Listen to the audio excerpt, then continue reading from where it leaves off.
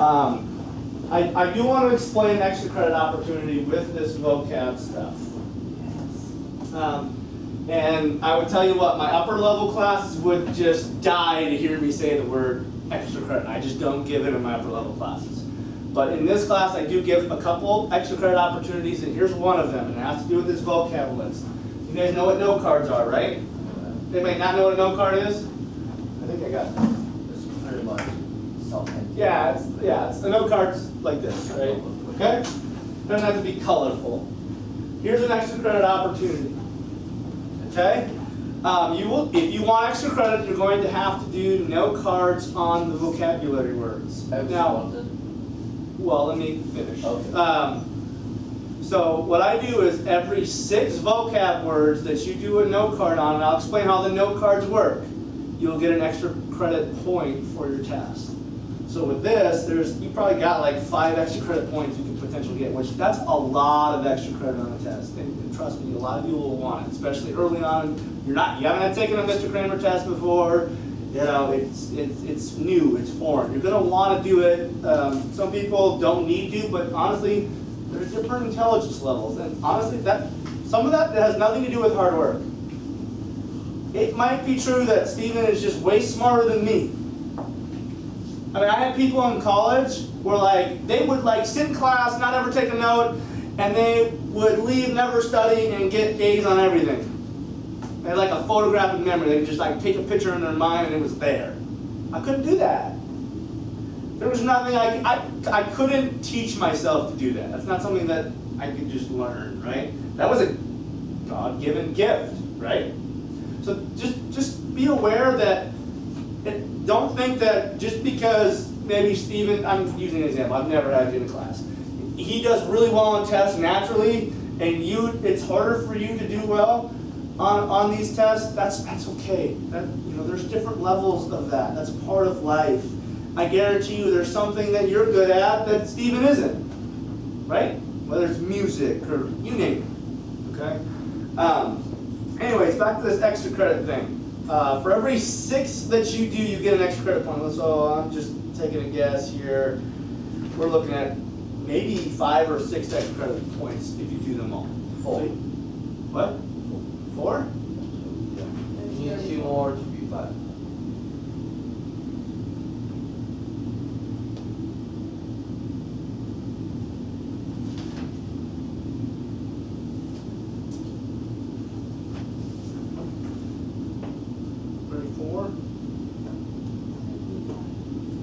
This 5?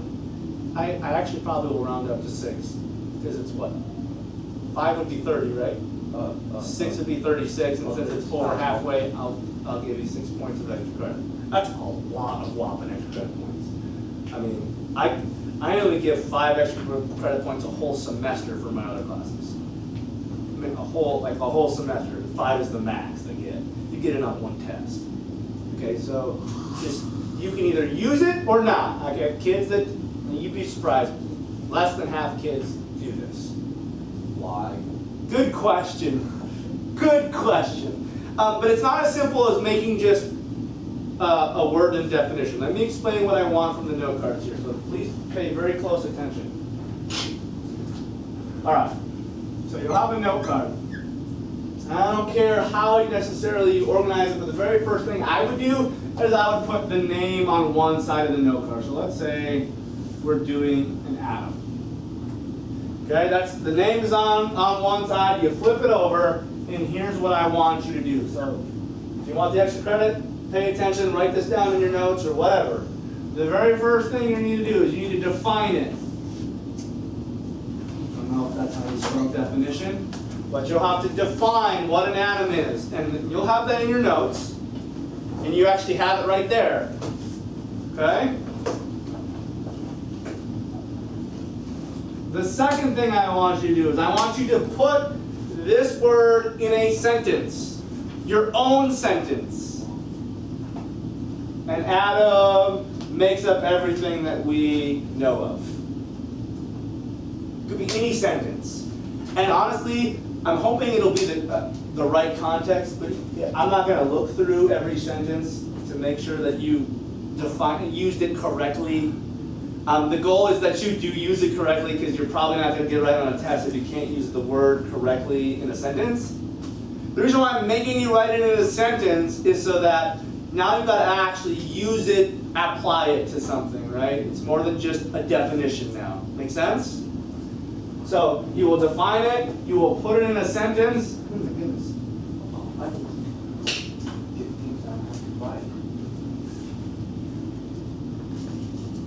You'll put it in a sentence, and the very last thing you will do is you will draw a picture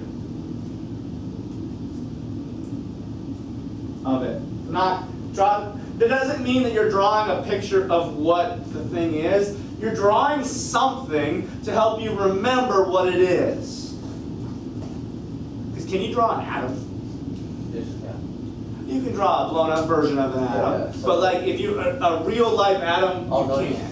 Right? It's too small. I mean, I could have millions upon millions of atoms and you couldn't see it in my hand. They're that small. Okay, so you can't draw an atom. Now we'll do a blown up picture of what an atom looks like in this chapter. Okay? But even if you didn't draw a blown up picture, draw a picture of something that will help you remember what an atom is. Maybe you draw atom from the Bible.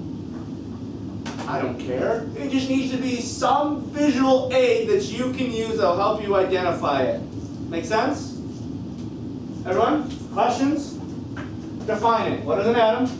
Use the word in a sentence and don't use the definition as your sentence, please. That's not how that's going to work. Okay. And then draw some picture of it. Not necessarily of it, but something that will remind you or help you remember it. Okay? All right. With that, let's begin. Today we actually have a short lesson. I'm thinking we'll get done early. Now that's not normally the case. We're not going to get done very early most times, but that's okay. So pull out some sort of notebook where you're going to need to take notes out of a notebook. I was going to have you do this bell ringer on Schoology, but we can't get that to work. So if you want to share that, quite frankly, I don't care. I don't care what you found interesting or what was your favorite thing of yesterday. I just was going to use it as something to get better at Schoology. Does that mean I don't care about it? No.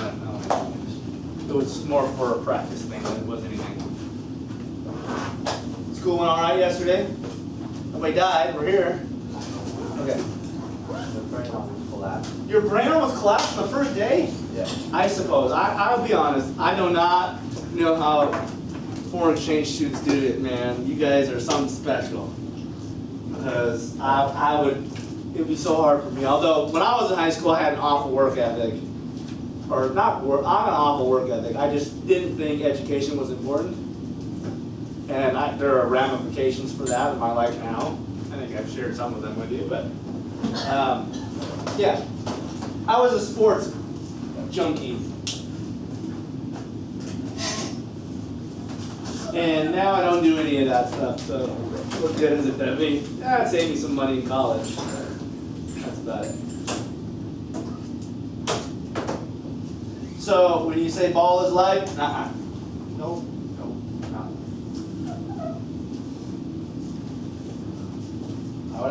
I would argue that sports had more of a negative impact on my life than a positive one. Do you have to talk about all that? No. This is what you want. You know, write this down. This is your homework. So here's where the material and the reading is, and here are the homework problems you have to do. You only have to do 3 problems. It's not, the craziest thing in the world. And that's the page that it's on. Okay? So, and this is the type of thing you're going to see on the board every day. You'll come in, and it will be up there usually. It'll be up there when you walk in. So find it, put it in, and you'll have it done. Wait, and page 27 we got 1 to 2, like question 1, 2, and 4, right? Yep, we're just doing 1, 2, and 4. And we write it down on our notebook. Blank sheet of paper because you're going to turn it in. Oh, okay. Yep. And I don't care. Me, if you want to save paper, you can give me a half sheet of paper. That's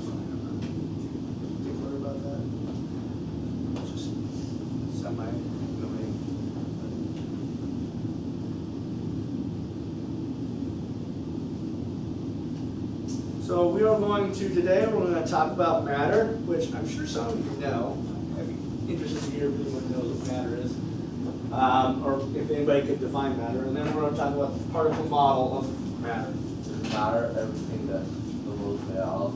Yes. That isn't the definition, but yes, matter. Well, they actually have now come up with things called antimatter, which is a whole nother load of, I mean, it is like, we're talking genius level stuff. I was reading about it actually this morning, and yeah, it's a little even above my understanding. Everything's matter. What?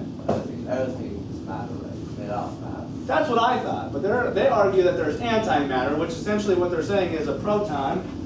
So let's say an electron. You've probably at least heard the word electron before. We'll define everything in an atom in this chapter, but an electron is a negatively charged particle inside of an atom. Yeah. Okay? They're saying antimatter is just like an electron, same size, same mass, everything, but it has a positive charge. And that would be antimatter, and there's hardly any of them, but they're so radioactive or that they decay pretty much immediately. But it's just a theory, right? Yeah, it's a theory. Yeah. You can't. I would argue like you. I would say, how could you? I mean, everything's matter. What? I mean, you can't have something that's not matter. It's at least maybe, unless we're talking something spiritual, which that's a little bit different. Yeah. But okay, everybody got the homework? Yes. So, chapter 2. It does look a thought. Yep, it does. Most people see my drawings and think it doesn't look like anything. They just laugh at me. Alright, chapter 2, matter. Oh, are you supposed to write this down? Well, you don't have to. This is not like that important. It's just if you like your notes organized, like as in this is where chapter 2 starts, then sure. If that makes sense. So chapter 2 is matter. All right. So you can start writing this stuff in. It is Thursday the 24th. Yeah. Yep. Thursday 24th. Oh, I don't know. We've only got about 16 minutes left, and we'll be done. What do you need? All right. All right. So, Daniel, right? Yes. Okay. Daniel said that matter is everything. Does anybody have any idea if we can actually break it down to an actual definition? Anybody have any idea what the definition is? Yes. That's half of it. And has what? You're really close. What's lightweight but a little bit different? Mass. You were going to say, weren't you? Okay, so we'll actually talk later, and when we get into the next semester of the physics side, that weight and mass are not the same. Yeah. They're not. Mass never changes. Weight changes based on elevation. Gravity. Yep, gravity. So when you step on a scale, you're measuring how strong gravity pulls you. That's what you're measuring. That's what weight is. If you go up on a mountain and measure your weight, you're going to be less, I think. Yeah, less. If you go up into outer space, you pretty much weigh nothing. That's why they like float, astronauts float. Anyways, interesting. We'll talk about that later though. Okay, so something that occupies space and has mass, and if this isn't your general, typical way you maybe see like a definition of a word. Usually you would see matter. And it takes up space and has mass. That's what that vocab sheet is doing for you. That makes sense? So if you pull out your vocab sheet, at the very top you'll see matter, and then dash, anything that has mass that takes up space. So your notes are going to be more kind of like a storybook. Sometimes you're going to see straight up definitions, but okay. So what does that say about matter? Not one. Everything. It is everything. Is there anything that you can think of that doesn't have mass or take up space? Light, but even they say light has mass. Yeah. You know that? Mind blown, right? I remember when I first realized, yeah, light has a mass. I mean, Mind blown. Energy has a mass. Right? That's the famous E equals mc squared. You heard Einstein's equation? The m is mass, c is the speed of light.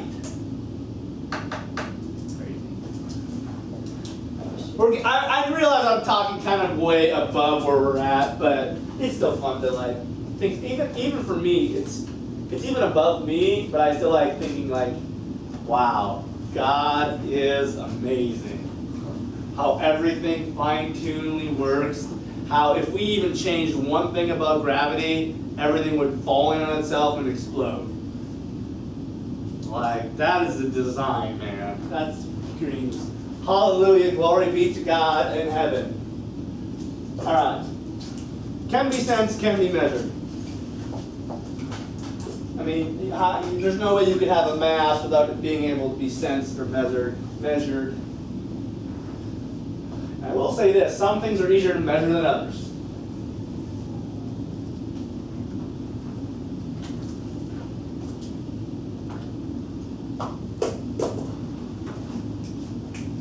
I don't think this is overly confusing at this point, right? We're introduced. Stay with me, Moya. Moira. Damn it. I hate messing up kids' names. I feel like an idiot. I know. You probably have it all the time, so. They used to get mad when people would spell my name wrong. But then I'm like, my name's John. People spell my name wrong. J-O-H-N. Wrong. J-O-N. My full name is Jonathan. But when you see John, what is the typical way you spell John, right? I found out Johnny Gatto, his full name is Jonathan. I didn't know that. So I saw it. All right. Don't put this in because I will debate this. Black hole. Well, even that, we can debate that. I think. It sucks in all matter. Yes. So it can't have matter. Why not? Because it's literally nothing. Nothing doesn't have matter. How do you know it's nothing? Because defined by everyone, because it sucks in, it's literally like darkness that sucks. I mean, I know what a black hole is. Yeah. I still think it's a theory. Black hole is not a theory. Oh, I don't think that it doesn't exist, but do we know everything about a black hole? If I said, now, listen to this. Can you prove to me that God exists? Yeah. Really? Yeah. How? Because I have faith in it. Oh, that's different. I have faith in God too, but I can't prove to you that God exists. If I could prove to you, would you need faith? No. No. Here's the difference. For a Christian, we admit there is an aspect of faith in what we believe, correct? Yeah. Okay? Does that mean the faith is blind? No. No. There's lots of things, Daniel. You're right. There's lots of things that point that God exists, right? Yes. The universe is one of them. Not to mention a whole bunch of other things, right? The fine-tuning of how everything is perfectly designed. I think that's the number one thing. If I were to be honest, the fine-tuning of our creation. How if even one little thing was off, everything would just crash. That doesn't just happen by chance. That's not guys. coincidence. Okay, so the point I'm trying to say is we do have to admit there's an aspect of faith in what we believe. We all have to admit that. And what's funny and what's interesting is the scientists, right, when they're talking about evolution, they view it as if it's truth, right? It is fact. But it takes faith to believe what they believe. But they will admit that it takes faith. You know, you're going to get laughed out in the world if you just say that I believe this because, and I don't have any facts to support it. There's facts to support what we believe, guys. There's lots of evidence. It's out there. Study it. Okay, don't go in blind. Otherwise, those college professors are going to eat you alive. I remember I grew up going to all these worldview conferences and all these creation conferences and stuff, that I had so much stuff in my bag that I could come back at these people and they're like, oh, I never thought about that. Oh, I didn't really think about that. Well, carbon dating, did you know that people have taken a chicken leg and carbon dated in Iowa State, and it came back millions and millions of years old when it was just eaten off the bone 2 weeks ago?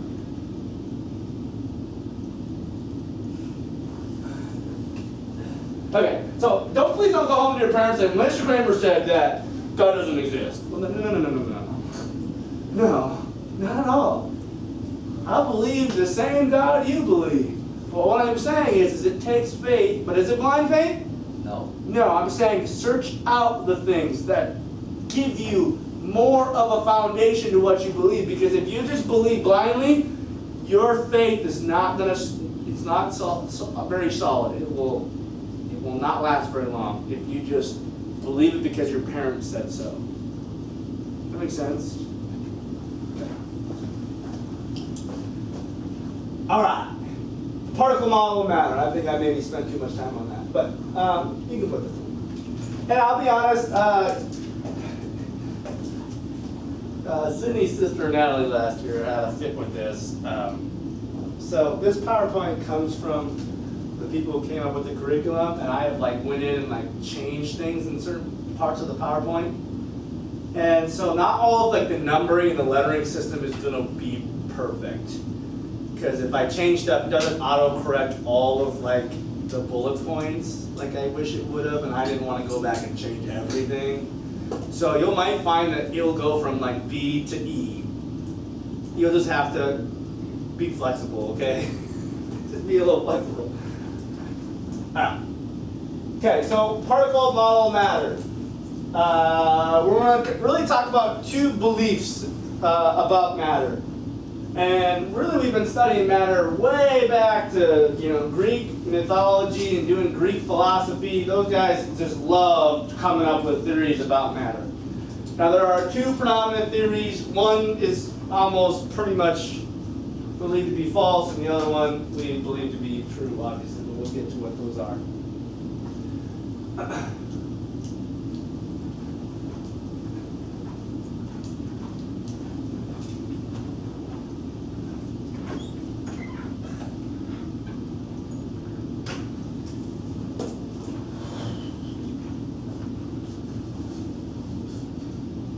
You want my coat? Nah, I already got it.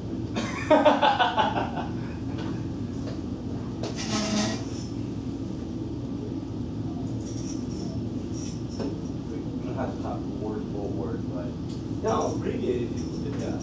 Yeah, that's a good note-taking ability to be able to take something that's up there and put it in your own words. Yep.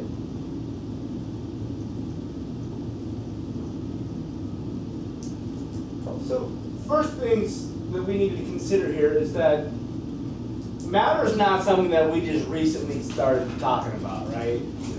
I mean, this goes back a long ways. Have we made some serious, significant improvements to our theories since, 2,000 years ago? yeah. Yes. Okay, but we still can look back at some of these history things and learn quite a bit of things. So there's going to be two main ways that we describe matter, and it won't take us very long. We'll be done shortly here. First one, that matter is continuous. Did I go too fast for some of you? Huh? Get it all in? Okay. Stop me if I ever go too fast. You're not able to get it in. I try not to talk while you guys write, but sometimes I do.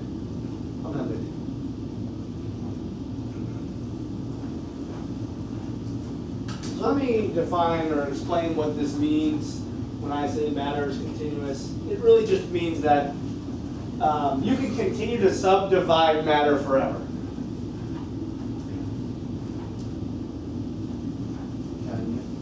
Good question. We'll discuss that.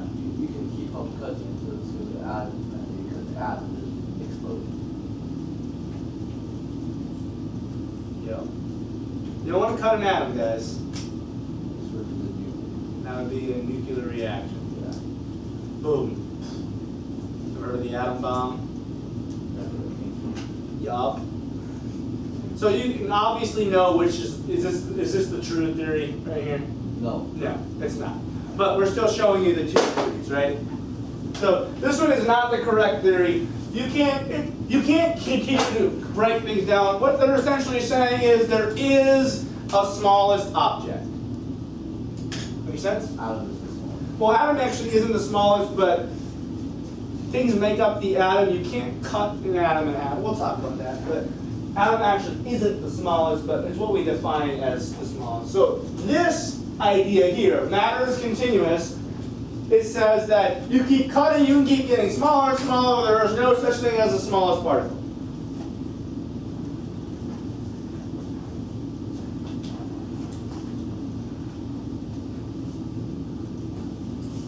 I feel like this is more philosophical, like people, can always go in these big loops when they talk philosophy, right? And I think this is more of a philosophical statement than it is a scientific one.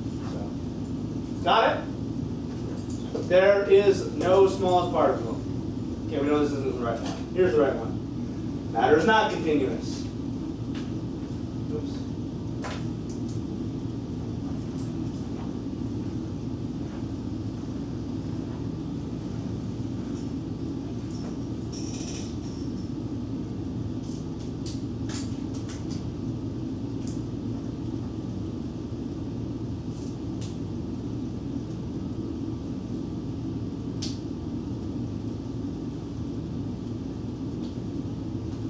They're saying that it's going to have to, or it must stop at some smallest particle.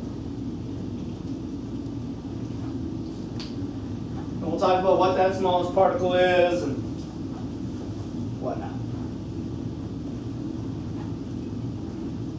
Now this is the one we believe to be true.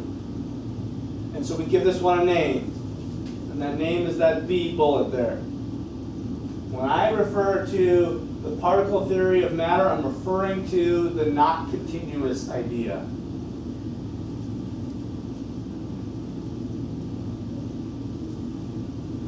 trying to think if I have this on your vocab. Yeah, so if you look at your vocab sheet, particle theory of matter, it says that matter is not continuous and eventually stops at its smallest particle. Use that vocab sheet because that kind of gives you the more straight up, definition. For the note card taking, so every single 5 you get 1 point. Right? Do 6, get a point. I'll do 6, get a point. Yep. Yep. I prefer usually most people do them all, or sometimes some people do some of them, but most people all or nothing is usually what's next. Okay? All right. So we got the two. We got continuous, we got non-continuous. Which one we said is the one that we believe? Non-continuous, which simply means what? It ends eventually. There's eventually a smallest particle. Okay. So how big is the smallest particle then? We talked about this, but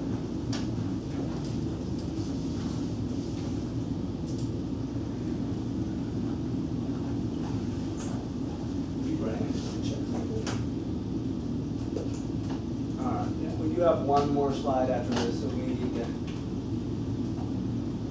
I'll keep you a minute long, if you don't mind.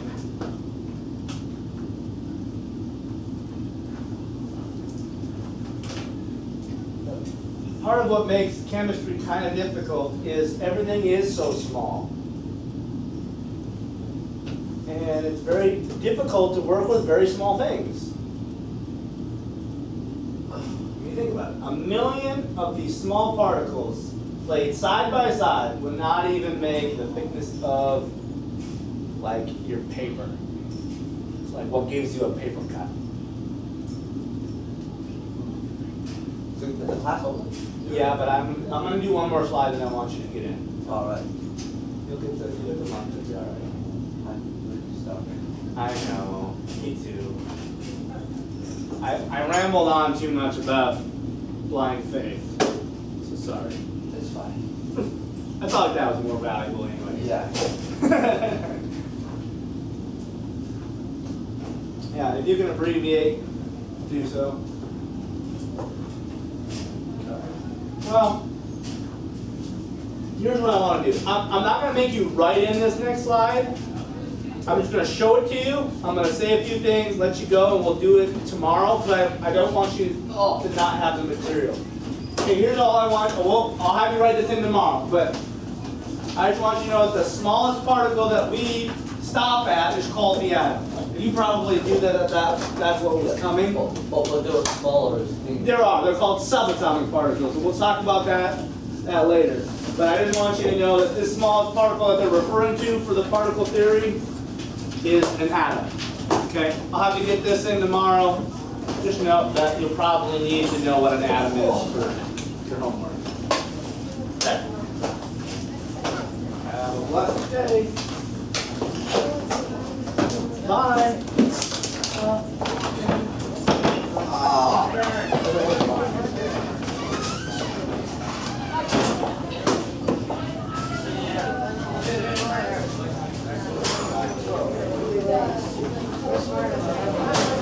Yep.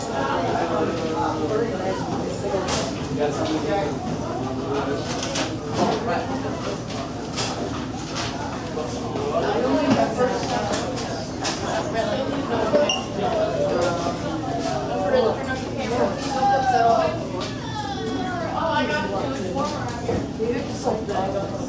What do you prefer? I could print the notes, but it's usually easier just to get the notes from a friend where it's all written out and you can copy it in your notebook. What would you prefer? Would you prefer the notes?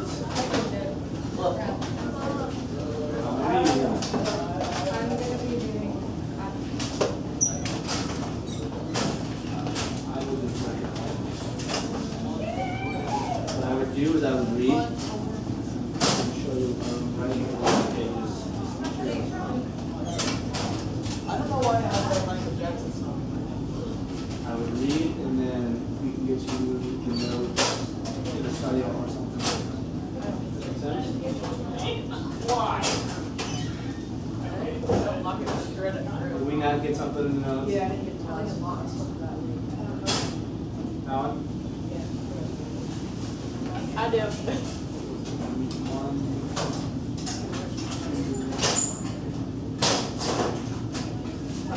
There you go.